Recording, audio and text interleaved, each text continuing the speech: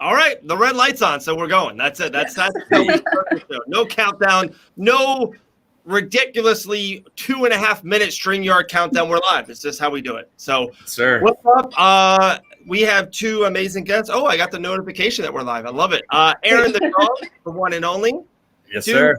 Boston Comments, aka Bonnie, aka the GOAT, whatever you want to say. She's the best. Internationally known at this point. I know, world famous. Yeah, we're on Facebook. I'm going to share it around some other stuff. We're on Aaron the Dog's MMA channel as well, too. So. Hey, thank you. Let me go ahead and share that around as well. There we go. But all right, so I had, we knew we were going to do this, so I had so many talking points, and the judges gave us some stuff to talk about, and I thought the card was awesome going into it. A lot of stars. I have some really good questions for you guys, but the ending was definitely where we should start, and then not even that. So the studio from my house is 8 minutes. So I get in my car, and I'm coming here, guys, and The Greatest Showman's on my phone, and it's already Bluetooth in, so that's on a loop. But I'm like, the soundtrack, of course. But I was like, I need something fighty to talk about. Like, I don't want to start a podcast, And so I turn on TJ DeSantis and Pro Gonzalez on UFC Fight Pass, their show, their extra round show. Oh, sweet. And they talking about TJ. And, dude, before I was a TJ guy years ago and all that stuff. But they were talking about TJ, like, how he overcame adversity and what a beautiful thing. And he's a superhero. I was like, wait a second, guys. He, was Mr. EPO. He was on more. It's like Jose Canseco is calling TJ Dillashaw to see how to get through the steroids. And Chael Sonnen was like a baby to TJ. Like, he put that on himself. So going into the fight, I thought Cory Sandhagen was Superman, and I thought TJ was Lex Luthor. Am I not on the same page here with someone? No, you're spot on with that. I think the world agrees. Okay. A lot of random TJ fans, but I was rooting heavy for Cory, and I'm really mad at him. Yeah. Unfortunately, the advertisement going into this one, so I'm a big movie guy, right? I love my movies. I don't watch trailers because you'll watch the trailer and then you'll go into a movie. All of a sudden, you'll be like, "What? This isn't the movie I wanted to see at all." Like, I just, I'd rather just be surprised. But with this, you go into the week with the trailers, with the documentaries showing a crying TJ in a hoodie, talking about how it's so hard that he cheated and it didn't work out for him. Even the pre-fight interviews, he's like, I wouldn't cheat again because it didn't even help me. Like, that's not such a dumb thing to say, man. I know, and so it's just like to get to the end of first of all, the last two fights of the night were insane. Yeah. I feel like Rolian Paiva and Kyler Phillips, if that doesn't win fight of the night, there's a serious problem. But Rolian Paiva, that was insane. But we go from that, I think, one of the best fights of the year, frankly, when we get to the end of the year, when you're really stacking up fights, if you don't look at just stakes here. And then we get to this fight where it starts out so great for Cory. The first round and second round, it's going well. He's a little bit flashy, but it's also just like, okay, take away the flash, just go back to, some substance here and you'll get it. But real quick, Dave, we talked before the fights. You talked about how Cory Sandhagen was one of your favorite plays of the week. I put some brakes on that. I did say I agreed on the pick, but I was cautious. We don't know what's in TJ's blood at this point. We never will know what's in TJ's blood. All of a sudden, this guy's coming on in rounds 3, 4, and 5 at 35 years old, just like he's on something. So regardless. No, point well taken, but I want you to run with it after this. I will say TJ's always had a good motor, and a good gas tank. He might have always been cheating. We don't know when he started doing stuff, or, was it his second UFC fight? Was it on The Ultimate Fighter? Was it his title fight with Barral and then afterwards? So we never knew, but it seemed like he's, some guys just have that. A guy that doesn't have that is Puna Soriano. We'll get there later. Some guys just have a motor that can go, and some guys don't. So, no, but I agree. It's crazy. Maybe. And I'll admit this is not a fair position I'm putting TJ in, because if he was going to win, I was going to come out with this narrative. But I also believe once you have cheated, whether you've admitted to it or not, you don't get the benefit of the doubt anymore. So, sorry. Yeah. Close decisions should always go against people who egregiously miss weight or people who cheat. That's just my opinion. I am happy it was a close decision and not a highway robbery, like a couple of other fights that I would like to discuss. But, I mean, there's just that decision was, I think, incorrect. I'm still mad about it. So I'm trying to come down from my anger of yelling at the TV for the last hour. I'll give TJ credit that at least he did ask for a title fight, but he also said if the title fight's not there, that he's willing to fight whoever else is in the top. I like that. He has to. He's took 2 years suspension. You have to earn your way back up. You don't. But he could have sounded like that. He doesn't have to. That's that sad part here. He could have just played a petulant. Yeah, he could have said, "I'm the bantamweight champion. I never lost the title. Right. I just beat Cory Sandhagen, who's the number one guy. Like he's so dumb, though." And with how the UFC makes decisions at this point, that would have more guaranteed TJ a title shot than what he did here. So that's a little bit that's as much props as I'm going to give TJ Cheetah shot. Moving real quick with TJ, last thing on that, and then I really want to go to Cory. If he doesn't fight for the title, just say something happens with Jan and Sterling, and I feel like it is going to happen. It's October 30th. It's going to happen. Yeah. Who does TJ Dillashaw fight next? So I'll go first. I was gonna let Bunny go first, but I'm running. Yeah, I'll give her. I would say at this point we look at the top 5 here. Who does the TJ Dillashaw fight next if it's not for the title? Not a title match, and just say something. For one, his eye is gonna be fucked up for a while here. That's in the knee. So I'm thinking at least 9 months. 6 months. So at this point, I think very likely he is. What up, Larry? Very likely. Maybe he's well aware that this is an injury that's going to take some time. So might as well say the right thing here. And then in 9 months, the timing's going to line up. I'm going to be in a title fight. We got Colby Covington fighting for a title coming up. I mean, at this point, unless they put TJ Dillashaw against a Sean O'Malley type, they try to really force that kind of play. I don't see what else there is to do. They would never do a rematch with Sandhagen, which would be the ultimate right move to do in 9 months. I'm not a big immediate rematch guy, especially when it's not a title, but this should be a rematch. It should be round 6.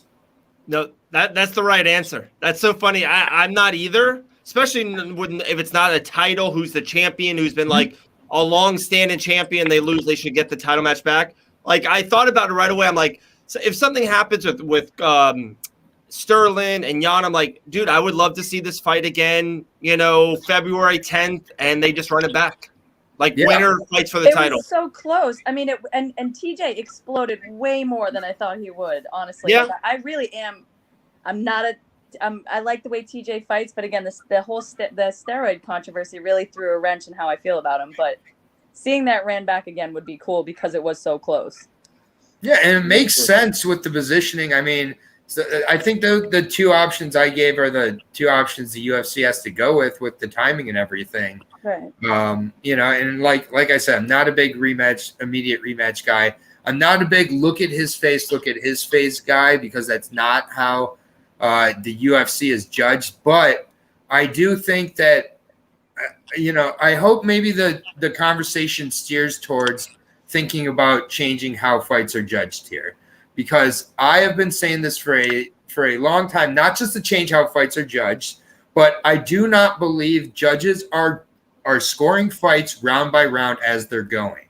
I believe that judges are forgetting or believing, this fight's going to be stopped, and not keeping track round by round, getting to the end of the fight and then just judging the fight pride style and forgetting they need to go round by round.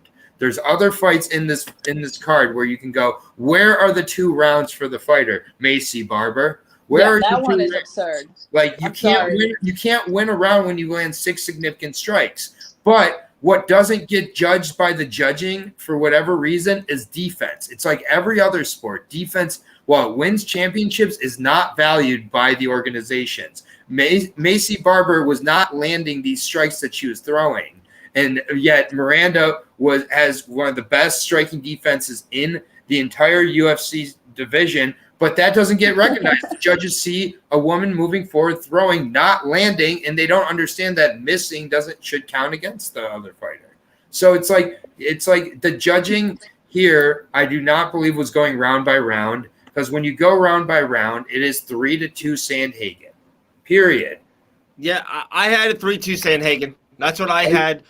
But with that being if said, you don't judge it round by round, and you get to the end of the fight. I'm sorry, and then you can go, but Bunny. No, I hear what Dave was gonna say. I was gonna say the judging. For one, it's like it's one of those things. Like it's so crazy. I don't think it's ever gonna change, or there's always gonna be bad judges, all of that nature. Aaron, you probably heard me say this 30 times. If you had an open scoring, so if Cory saw the score that he was maybe down, maybe into that round 3-1, maybe. Or if it was 2-2, open scoring is going to cause different issues. That's the problem. Open scoring causes just another set of issues. That's the thing. Like it's just like, and they do it. It's not an idea. Great idea, Larry. Larry, that's called bare knuckle FC. I was also going to say ONE FC. I didn't want to quite throw bare knuckle under, but ONE FC with their hydration testing. Yeah. I don't know. I don't want to turn this into a judging discussion. Yeah. I was going to say that. But the thing is, sometimes the judges get it right. Like they got it right with the Paiva and Phillips fight. I think that could have been judged either a draw if you gave that a 10-8 first round, or to Paiva. So it's like they do it right in one instance. Then there's the Maverick fight that they got completely wrong, and then there's the Dillashaw fight that they got pretty wrong. But fights like the Maverick fight make you wonder how they can make such an egregious mistake if fans everywhere are losing their minds over it. Like if we, if there's such a clear lean towards who was the clear winner in a fight like that, it's like, what did they see and what did they? I want to know what they. Well, okay, great point for one. Love the point. The two things: one, being there live, sitting there at the cage, it's a lot different from on the screen. Like just last weekend, throwing it out there, not trying to name drop everything, commentating the fights like you're in the thing right here, but when shit's happening on the other side of the corner, I know it sounds crazy, you don't get the best view. Like you don't see what's happening underneath. You don't get the stats for whatever reason. Yeah, you don't get the stats. Which doesn't make sense. You hear also, I have a question. When did TJ Dillashaw get to come with an entire pep rally to his fights? Because, man, every half takedown, it was like vuvuzelas were going off. It was like insane in there. There was a pinata. The Olympics are on, not the World Cup. It's the Olympics, all right? Like this was wild. And these judges are dumb enough to have that influence them in an empty-ass Apex. Maybe. Like, when did he get this pep rally pass? To be fair to TJ, in all fairness, Cory missed several opportunities to finish TJ. Yes. That's on Cory, and that can't be forgotten. But we did get Toby Amata. It's one of those things. He hesitated. Cory Sandhagen was late to work. Then he drove 55 and a 35, and now he's mad at the cop because he got pulled over. Like, we've been talking 9 minutes about judging, dude. Like, if I looked Cory in the face, I'd be like, "Oh, hi, Mr. Cory Sandhagen." That's first of all, and then secondly, I'm like, dude, like he turned off the gas at the wrong moments. Like sometimes I feel like if he had 15 more seconds, like he cracked TJ 3 to 5 times in that fight. You're like, whoa. And then Cory would back off for like 9 seconds and then try again. It's like, he wanted that fancy finish, man. He wanted that Frankie Edgar finish with the knee. He was going for knee, spinning back. Like, you need to go the safe road and just go with the straight and get that cut and fucking finish it. 5 rounds, he could have finished them and didn't. And Larry Downs Jr., a true legend. I'm just going to throw it like that. Yeah. I agree. Cory just. I don't know. I can't put my finger on it. Just he was just a tad off. So frustrating. And I think it was a definitely big lesson learned. You can see him afterwards. He wasn't happy. He wasn't the moral victory. He wasn't happy that DC was, like this was a great fight. Like he was pissed off, and it was one of those things that transitions us to this.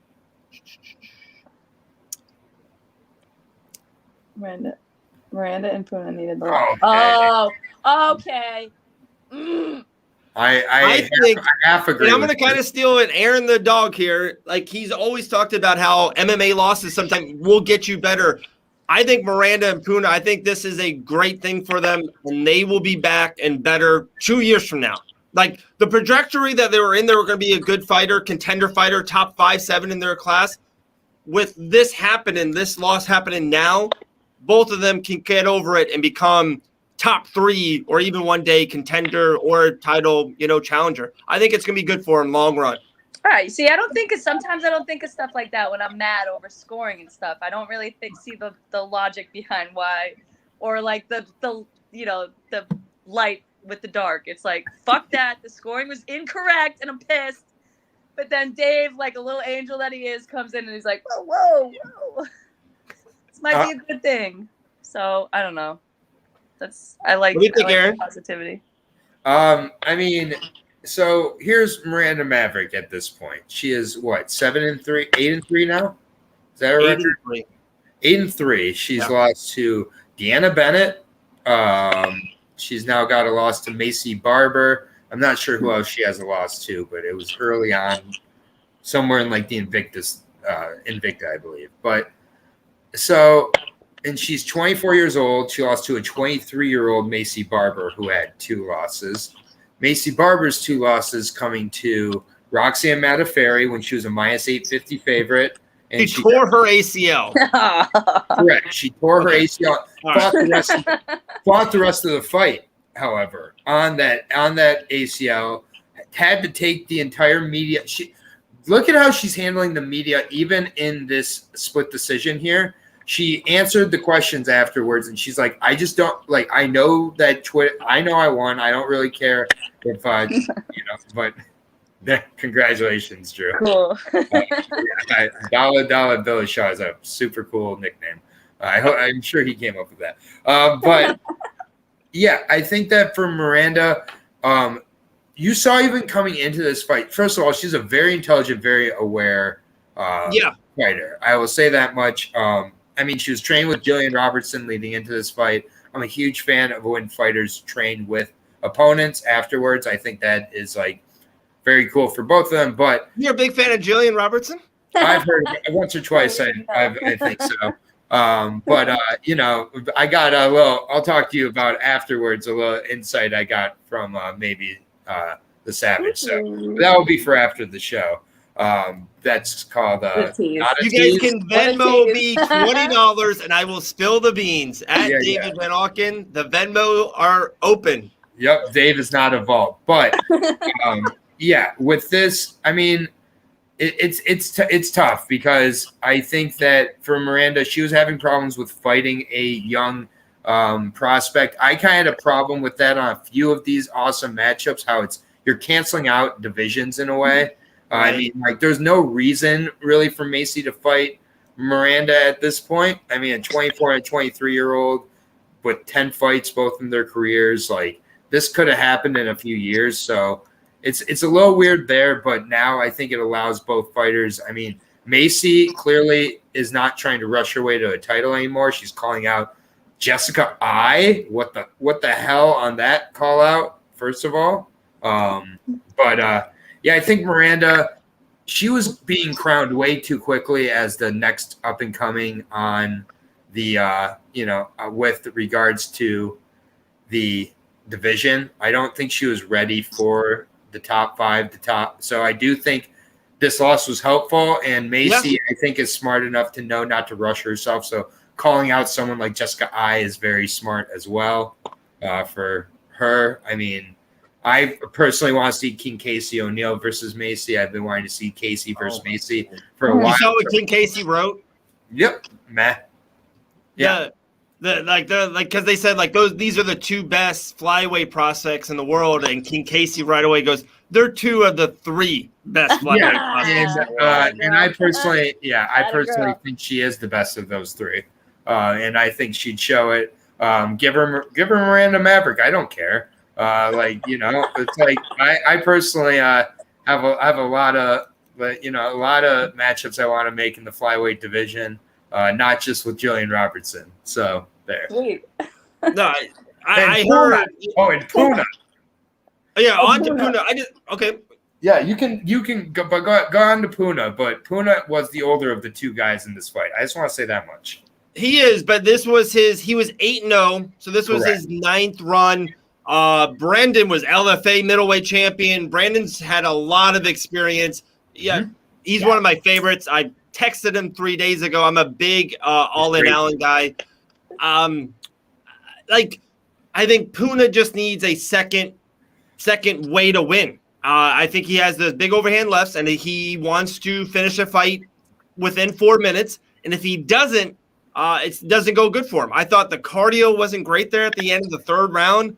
I thought Allen won the fight easy, and it was just one of those things like, hey, dodge that big overhand left, get better. But I think Puna's that good, and he's always going to have that skill. I think that left is always going to be there. I think he needs to develop. He needs more time and more cage time. He needs to fight good guys. I think Allen is just a step. He's just a level ahead of him. That was a great fight. Whew. Yeah, loved it. That was a really good fight. Yeah, I like the fight a lot. I do think that Puna is always kind of going to be Puna. I know it's hard. He's only 28 years old. I want to see some more development, but he was this guy against Jamie Pickett. So you think this is the best Puna we're going to see? I think that he's going to get to around this level and kind of be right outside the top 15 for most of his career. I do think that there were opportunities. Brad Tavares. Worse. Wow. Okay. Brad Tavares has some of the best takedown defense. Brad Tavares has the most decisions in UFC history. Brad Tavares has more than one way to beat you. I think that while he looks like Brad Tavares, he does not fight like Brad Tavares. And I don't mean that to sound like funny, but in my breakdown, I think I even made that error of saying, looks like a Brad Tavares, walks like a Brad Tavares. No, does not fight like a Brad Tavares, though. He throws one technique, and he throws it over and over again, even against Oscar Pichota. When he finally got the finish, it was with the same technique he'd been hitting the whole fight. With Dusko Todorovic, it was the same technique over and over, and he kept hitting it. Against Brendan Allen, he was hitting that same technique early, and Brendan was ready to be put out of there at a certain point when he had his back against the cage, and he really, I get he was shelled up, but there was a real opportunity there. And then after that, I think that body kick is going to be a bane of Punahele's existence for the rest of his career because every single fighter is going to do that body kick that Brendan Allen. Yeah. That it's there. It's just the way he fights presents a very large, soft body to their opponent to just kick like it's a heavy bag. Even Brendan said it in the post fight. He said it felt like I was kicking air. That's not good. Damn. That's not good. I got a really cool, fun question that I know will go into 10 different ways. Bunny, do you have any thoughts on Puna or Miranda? Do you think this L's were good for him, either one, or you think it's a fight and you want to win every time you get in there? No, I enjoyed the fight. I don't really have anything to add to that one. I didn't have a dog in either fight there. It was just a fun one to watch. Okay, very cool. All right, fun question. We're going to have Bunny answer it first, then Aaron, and then, hey, maybe people will chime in. Or then, oh my God. I think it's going to go a couple different ways. You ready? Okay. I'll try to be ready. The fun question of the night, UFC Vegas 32. 3 studs I thought got 3 great wins. Who could be a world champion in the UFC? Could it be Brendan Allen, Macy Barber, or Adrian Yanez? Oh, this is such a tough question because I have some I'm buddies with someone on this list, so I'm going to try to answer pretty unbiased. Not a huge fan of, I don't know, I'm not a huge fan of Macy Barber, so I'm going to have to hide my bias there. I enjoyed Allen tonight, but I'm going to go with Adrian Yanez. I don't know, he's a fun little spitfire. I think he's got good potential. He's young, he's scrappy. You guys go first. I'm brave. So Macy Barber's your friend. We got it. We get it. So Macy Barber and Bunny are friends. So let's see. I mean, we've got the toughest division of the 3 of these is middleweight, in my opinion. I think for Brendan Allen to crack with what he's shown in front of him. I just think that there's a lot of things that concern me with Brendan Allen. I'll be honest. For one, he's forgotten he's a grappler. That really is not a good look, bro. Like, you got to get back to your grappling. You are not a full 100% striker. You are expiring your career much faster than it needs to, and this is why at 24, 25 years old, you're thinking about retiring from MMA, is because of how you're fighting. Get back to your grappling. Use your submissions. I wanted to see those in this fight, and to not see it at all was concerning. So, not going to be better fighters in that division, anyways. I just don't think he's. Yeah, and there's always more and more guys. Like, yeah, right, like, how are you going to be all? You know, I just don't. The only way he beats Izzy is by going back to his grappling and his submission game. If he this is the thing. So until he gets over his Jorge Gurgel syndrome, I'm not going to be taking Mr. Allen. So he's going to be out. It's down to my buddy Adrian Yanez or Macy Barber. So this is a tough one because, I mean, Shevchenko only has so many years left, and Barber has 15 more years realistically in front of her. You know, I mean, 38. She'd be 38. Like, I mean, I get it. Like, she's gone through some injuries, but still, I mean, Macy Barber, I think, does have the division with the most potential to make her way towards the top here. Totally agree. If Shevchenko's out of there, who do you put in front of Macy Barber to win that title, really? Suarez, if she can come back and keep her neck together, yes, but we haven't seen that for a long time. There's other fighters for sure that could, you know, be a problem, but I think that Macy Barber has a really good chance. Yanez, I also love, and he's got, I think, some of the best boxing in the division. For me, guys like Cory Sandhagen, these lengthy 135ers are going to give him a problem. He looked short and small in there until he got past that 7-minute mark with Costa. With Costa, he's never had to win over 2 minutes. Right, yeah. Costa kind of gassed out 7 minutes. Sandhagen didn't gas out in 25. Like, imagine if Yanez had to go against Sandhagen. That is a horrific matchup. Like, yes. So by default, I'm going to say Macy Barber has the best chance to be world champion of this list. Agreed. I think the list is kind of crap, though. Not crap. That was me. Damn. I thought it was a great list, Dave. I don't think any of them will be world champ. That's fine. I didn't say has to be world champs. Right. One of those three best. All right, guys. Chance to be world champ. Okay. Bunny is coming out swinging. I'm about to call Taylor Starlin on you and give her your address. You don't want that smoke. Yeah, Bunny versus Taylor at the next bare knuckle. Let's go. Location. I just thought these are three young, really good fighters. Prelim, main card. I think all three of them, you don't talk to them about being world champions. Like Cory and TJ's there. The co-main event, I almost picked Kyler, but then he lost. So I was like, these three are the buzz names out of the card. Yeah, no, I thought it was a great question, Dave. And I think I'm just talking shit. When you get so sensitive all of a sudden, I'm just talking shit. Wow, I'm just talking shit back. This is what always happens is that I'll be like, I'm joking. And then or someone will be like, I'm joking. I'll be like, I also was joking. And now you've ruined the joke because by saying you were joking, like you thought I didn't know you were joking. You think I wasn't talking shit here? Like, come on. What are we here to do? Talk is send location. Send location. Brendan Allen, I think, might have maybe like the best career out of these three in a weird way. I think he's going to be like a mainstay top 10 middleweight for 10 more years. Like he's going to win 3, lose 1, maybe, win 2, lose 1. Those top guys. But like, I know he wants that Ian Heinisch fight so bad, but Ian Heinisch has lost 5 out of 6 now. So I think Allen's past him. Doesn't he want Strickland again? Huh? Doesn't he want Sean Strickland again? I don't know.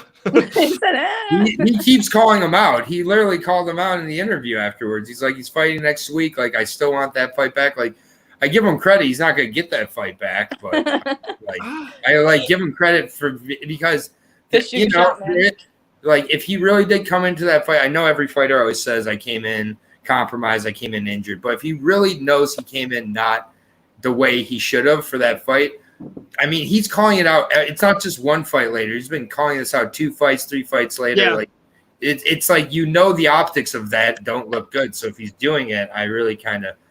But either way, he's not fighting. He's not fighting I think a Gastelum would be like too high. So it's like really tough to know where Allen's at this point. Like what you set him up with. 9 out of 10 wins. Brendan Allen's won 9 out of 10 and lost to Sean Strickland, who's on a freaking tear, who's a minus 200, 220 versus minus 220. 220 versus Uriah Hall, who like seems like every 2 years he gets a buzz of about to be a title contender. Like every 2 years that happens. So I think that's I would love to see that again. I don't think the UFC, there's like you said, there's other middleweights for them to go at. Like a rematch out of those two guys, I don't think a lot of fans will get up for it. It just kind of doesn't make sense until it just because Strickland's not going to take it if he wins a fight. Yeah. So the only way he takes is if he loses, and then why would Brendan Allen take the fight then at that point? Or how about Uriah Hall on Wednesday says, my stomach doesn't feel good and I'm out. And Brendan's like there and, maybe didn't get beat up a lot by Buddha and short notice takes it. I hope you're not his manager, Dave. I really, really hope you're not. Dude, I'm trying to get Brendan Allen 40-40, man. Come on, I'm working on it. Dave is not the next Ali Abdelaziz. That is Ali would never do that to one of his fighters, and Dave tried to get him killed next week. What the hell? Unbelievable. One good question, and he all of a sudden is like, here's another hypothetical for you. I don't think it was that good of a question. I like that question. Well, I guess you and Bunny are in agreement there. Oh, goodness. Also, kind of just a vibe that I got from it, and just talking to a lot of people this week. I don't know how many guys you guys talked to, or just DM'd about the fights. It felt like it was a big fight feel. Like a lot of people were like, dude, this is a pay-per-view. Like this is a really good fight card, a really good main event. And I thought about like the Olympics are on legitimately. We were watching it as a family today. We watched Bare Knuckle FC last night. And, I'm such a football, basketball guy too, but I just can't, I don't know how else to explain it to non-fight fans. There is nothing, absolutely nothing like a big fight feel. Nothing. Like, next week had pay-per-view feels. It really did. Like it had like this huge feel. Next week is good, but it's like it doesn't have a buzz. Like next week is buzzless. The Sandhagen Dillashaw fight was promoted big time. Yeah. It was 2 years off. TJ's coming back after this huge thing, and Sandhagen coming off that crazy win. It was promoted big. So people were fired up, the casual viewer and, long-term fans. So it was a good one. But next week is a little bit, I agree, it's a little bit quieter. Yeah. But if afterwards the fights are insane, it doesn't matter. Like, it's just like, for me, I find myself every single week finding a way to go, I can't wait. I can't wait. Like, it's just like I'm talking about the Fury FC tomorrow. Like, I'm excited to watch tomorrow's Fury FC. I'm excited to watch Bellator next week. Like, to me, like, buzz almost screws up fights a lot of times. Tonight, we got lucky that the highly buzzed main event came through, but sometimes it really screws with the fighters, and they fight with so much to lose that they hold back. It's just Cory like Sandhagen. Yeah, exactly. Okay, Aaron. I'm always going to argue from the hardcore perspective. Okay. Thank you. This is the thing. Right. No matter what, I'm never going to be like, you're right. Like I don't care about that. Like about those people. Like I care about my people, which are the people who watch the damn prelims. But you don't think? But would you want more of your people? So more, I don't know, because yes, I want more people. I would want more of my people, but the more people that get involved in the sport, the more type of judging that we have tonight that happens, where uninformed opinions start getting involved more. Money, I don't know. Yeah, like they should fight to the death. Aaron is very strict. He's got a high standard. I like it. Yeah, I really do, and it's like, so I'm looking at next week's card. Oh, right? Damn, we're a little too far there, dude. We don't want to see anyone die, dude. I mean, he looks like such a cheery guy, though, from that picture. So I'm sorry, Cameron. He didn't mean that. He didn't mean that. So I look at next week's card, and I'm as hardcore as a hardcore fan gets, right? So like I'm trying to find this fight to Most hardcore. change We don't your. even hold a candle to him, do we? Trying to find the fight to change the narrative. Whatever. I'm just kidding. My point is, I'm gonna be watching every single week, and so yeah, no, it's all good, Cameron. I was Wait, we just got the camera all We've good, been dude. talking shit to each other all night. We're exactly. Yeah, we're like, 35 minutes of just shit talking and a little bit of TJ Dillashaw. I mean, here's the thing: we know next week is not like this week. Not all cards are created equal. Next week, I'm just glad we have fights, but Cheyenne Buys is fighting third from the top, so that's how good of a card this is. I'm excited for it. I mean, That's insane. What do Cheyenne Buys is. What do you guys think of the pay-per-view in 2 weeks? So the pay-per-view in 2 weeks, I'm super pumped for. We're super pumped for every non-pay-per-view and pay-per-view, so our answers are going to be the same. Yeah, exactly. I mean, like, I'm just not the person to ask what do you like want specifically to know about 265. I think that Cyril Gane goes in there and absolutely puts another technical masterpiece on Derek Lewis. I think most likely it's a decision. I like Cyril a lot. He's my favorite heavyweight fighter. He just knows what the fuck he's doing. And Lewis's power, he's like just all power and rage, but like Cyril. And actually, I like it. It's one of those the iconic perfect matchups of if Lewis gets that shot, he's going to knock him out, right? Or if he gets the connection in Houston, the crowd will be behind him. And Gane will be the puzzle maker, the chess player. And it's a perfect match. It really is. Well, also, like anytime Amanda fights, I don't know. It's one of those things. You got to treasure it. Is there anyone out there that like Penya's she is the greatest female fighter in the history of the sport? I just want to know. Is anybody picking Pena to win? No. I said, is there anybody out there picking Pena to win? No. But it's going to happen. She will get upset. I mean, it's like you either stand too long or you know, you get out and then everybody talks about it for a long time. And unless you're Khabib, who it was not only we got Aldo, Chizé, we got Luque. Oh my God, there's so many fucking people fighting on this card. That's what I'm saying. So you gotta have that. Luque is the fight of the night. Yes, no doubt. Look at this fucking card, dude. Yeah, I mean it's so good. Yeah, it's a really solid card.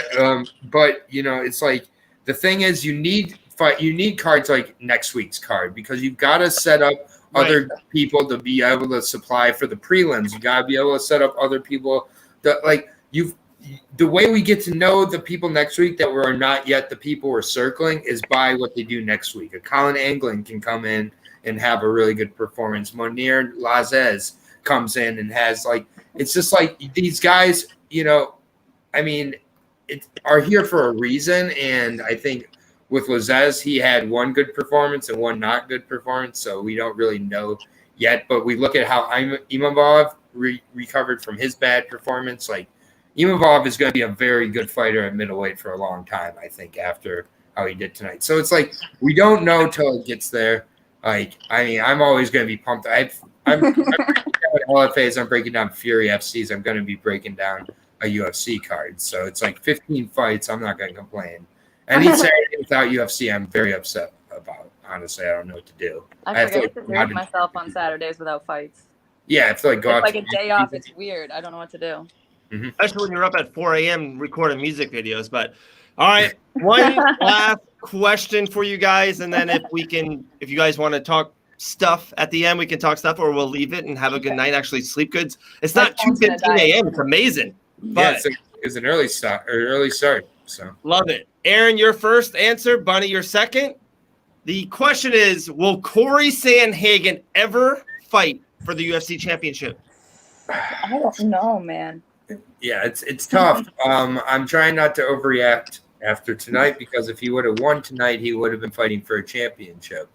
And it was very close. And in my opinion, he had it. Man, I just think that he can correct the issues that he had in this fight. He's going to look back at this fight in a few weeks when he does view it and realize, a lot of fighters say they lost fights that the other guy beat him, if that makes sense. This fight he lost. I think, yes, TJ beat him in certain sense, but I think Cory made a lot of decisions here that he can adjust and correct. And this is, I think, the first time he's gone 5 rounds. So that's a super invaluable kind of point or experience to come from. He didn't take any excruciating damage here. He's going to be okay. And this division is quickly moving. The problem is if Sterling loses, he's going to be on an issue where he has to face a Sterling again. He has to face a TJ Dillashaw. He has to face Jan and Aldo, even an O'Malley. The problem is the division he's in, which is maybe the best division in the sport.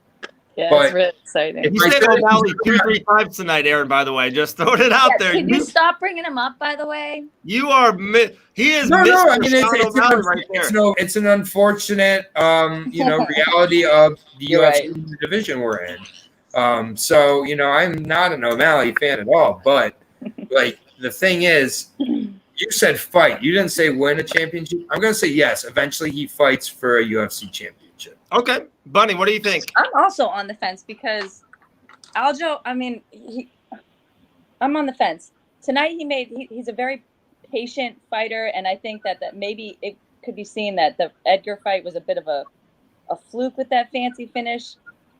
So I don't know. What I saw tonight, I don't see as UFC championship material. I thought, I don't know.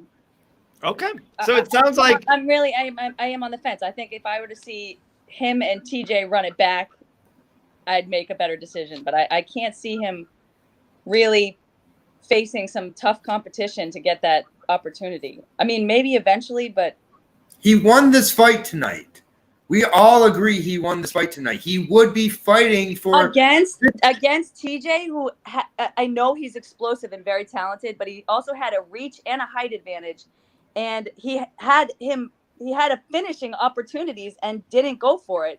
So you argue that that's, and there are mistakes that can be adjusted, or I don't know, he could regress. That's a tough question. It's a great question, but it's one I cannot answer. Yeah, it's never great when you have one of your best performances in a loss. Also, I always say this to Gus. Say that all the time. Okay, yeah.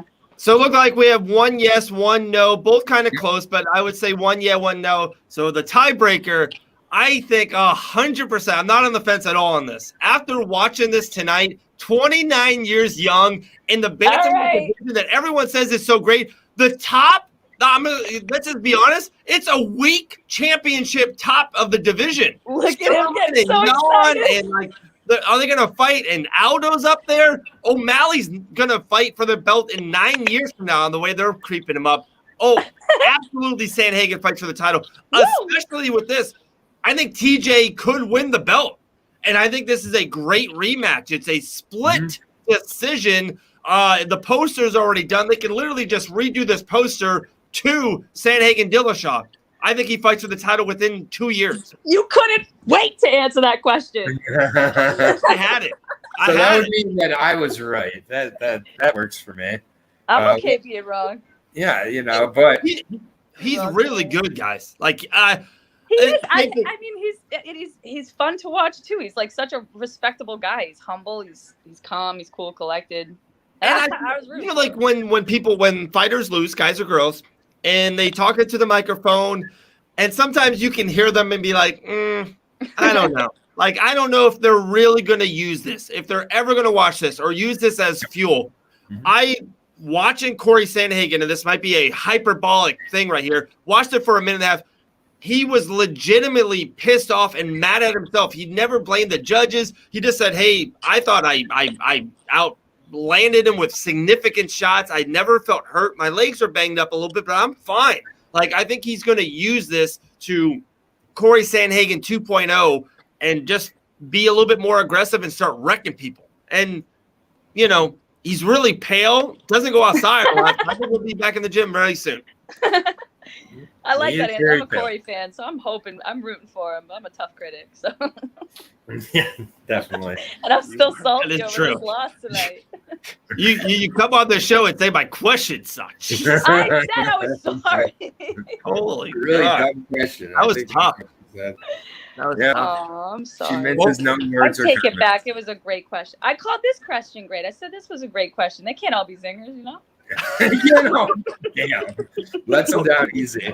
Let them down easy. Crazy. You can't all be bangers, Dave. I know.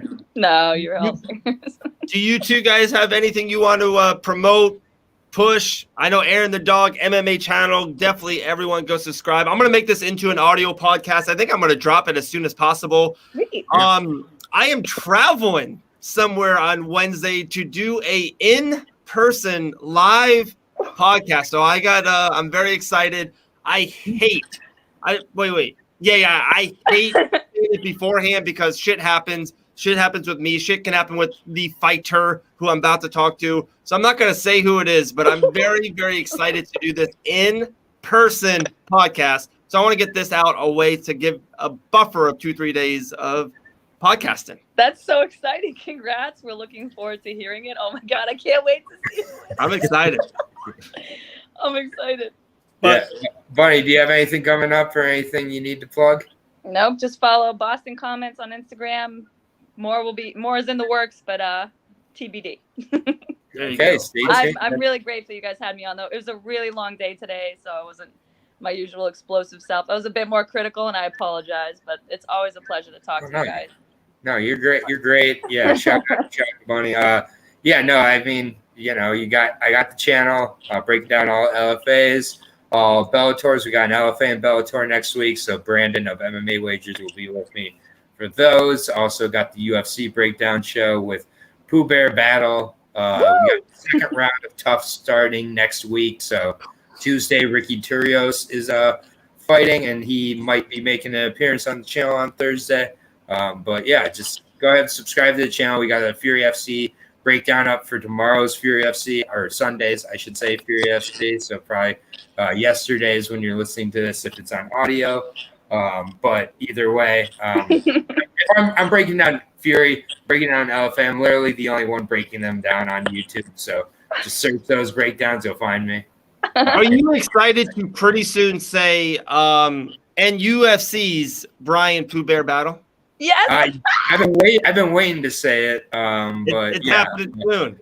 I mean, we'll have to see. I've been saying the same thing from the beginning that when he got out of his 5 weeks of taping, his face sure looked clean coming out of 5 weeks and 2 fights. He looked very handsome, very handsome. Really nice. Super hair. excited. So many big things are happening. Yeah, we'll do this more often. We'll do this recap or preview or just one topic. It could be a crazy fight coming up or something controversial, and we'll just boom, jump 3 of us and just run with it. We're always down. Yes. Always excited. I guess tonight, UFC Vegas 32, if I had to put a bow on it, crazy judging, some bad decisions, but I do say the fight with Sandhagen and TJ was awesome. Definitely a top 5, top 10 fight of the year so far. Split decision. I thought Cory won the fight, but it was extra. I didn't feel it, definitely not a robbery. I thought Cory won, but they gave it to TJ, and I was like, all right, it is what it is, and that's just. I think that's the UFC Vegas 32. Bo. Beautiful. Put a ring on it. That's Put right. a ring on it. I loved it. I loved it. Thanks for Thank having you, me, Boston man. Comments. Thank you, Aaron the Dog, and we'll talk soon. Yes, please. Have a good night, everybody. Later, gang. You're a savage, Bunny.